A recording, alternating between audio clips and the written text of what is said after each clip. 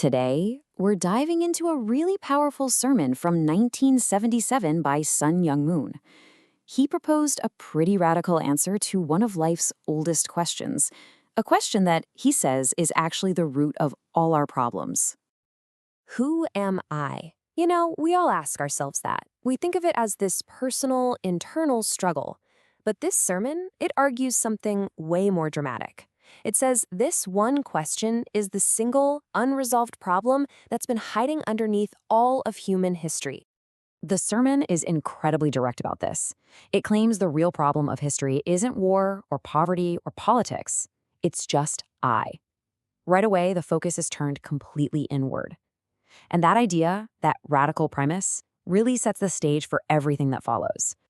So, how do we get from this thorny, self-centered problem to a place of peace and, purpose?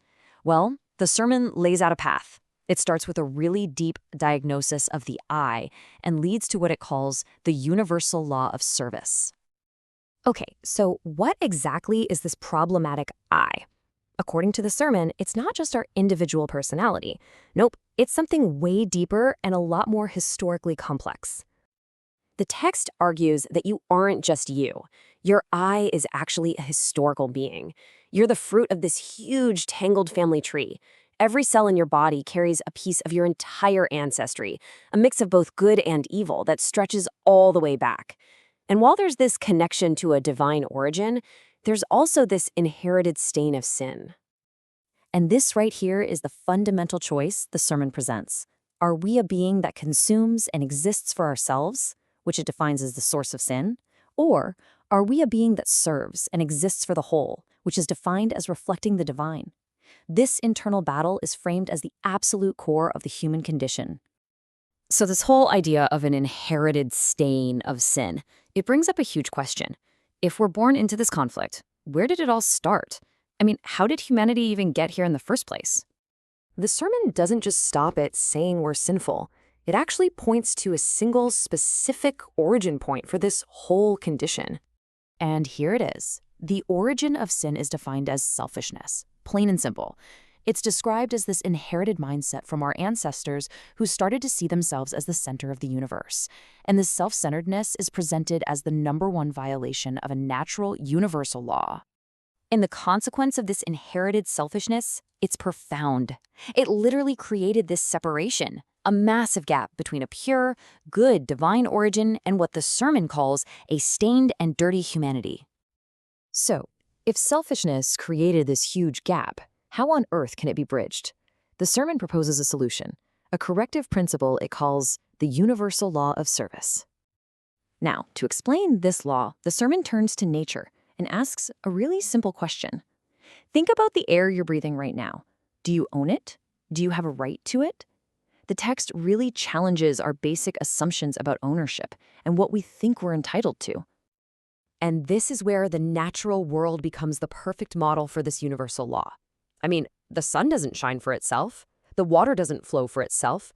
They give universally, serving all of creation without any conditions, which is a huge contrast to that self-centered I. And this leads to a pretty provocative challenge. If nature operates on this law of universal service, does a person who violates that law have any right to benefit from it? The implication here is stark. A self-centered life is a life lived in direct opposition to the very fabric of the universe. Okay, so we've got the problem, selfishness, and we have the ideal, universal service. The sermon doesn't just leave us there. It lays out a very specific, very practical path to get from one to the other. Citing the Bible, the sermon declares that the very first step is repentance. And it's not just a suggestion, it's framed as the essential starting point for any real change to happen. The sermon then outlines this 4-stage psychological and spiritual journey. It's a progression, you see. First, you have to acknowledge the historical reality of sin. Then, that awareness leads to a sense of shame, not a toxic guilt, but a humility that opens the door to gratitude. And only after you've gone through this internal shift can you authentically take the final step, volunteering your life to service. And the sermon is super clear about this. This is not some comfortable journey of self-improvement. It argues that true transformation doesn't happen in comfort.